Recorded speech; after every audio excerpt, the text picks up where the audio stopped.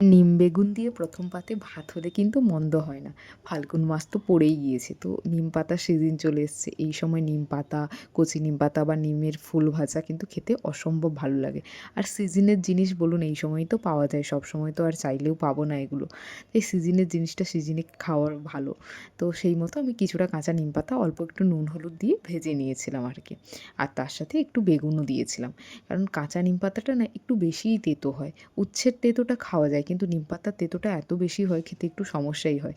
যদিও বাড়িতে যখন এই সিজনে নিমপাতা বা নিমের ফুল ভাজা দেওয়া হতো, তখন কিন্তু মোটেও মা আমাদেরকে বেগুন বা অন্য কিছুর সাথে দিত না, শুধুমাত্র সর্ষের তেলের সাথে একটু নুন দিয়ে দিত। আর ওটাও খেতে অসম্ভব ভালো লাগতো। তো আজকে আমি ভাবলাম যে একটু বানাই, কিন্তু বেগুন দিয়ে বানাচ্ছি। তো প্রথমে নিম পাতাটা একদম রং চেঞ্জ হয়ে কালো হয়ে ভাজা মতো করে তুলে নিয়েছি। আর তার সাথে এখানে একটু অল্প বেগুনটা পেঁয়াজ, ভাজা হতে হতে গোটা শুকনো ততক্ষণে লঙ্কা আর যে ভেজে ছোট রাখা ছোট নিম কেটে পাতাগুলো রাখা হাত দিয়ে বেগুনটা গুঁড়িয়ে দিয়ে নিচ্ছি। ভালো করে গরম ভেজে গরম নিলাম। গুঁড়িয়ে নিলে ভালো করে সুন্দর বেশ মোলা হয়ে যায় আর কি নিম পাতাটাতে। তাই সেজন্য আমি সেটা করে নিলাম। আর বেগুনটা ভাজা হয়ে গেলে উপর থেকে নিম পাতাটা দিয়ে 1 মিনিট মতো এপাশ ওপাশ ভেজে মিশিয়ে নিয়ে নামিয়ে নেব। বাস এটুকুই, একদম কম টাইমে হয়ে যায় আর খেতে বিশ্বাস করো অমৃত লাগে।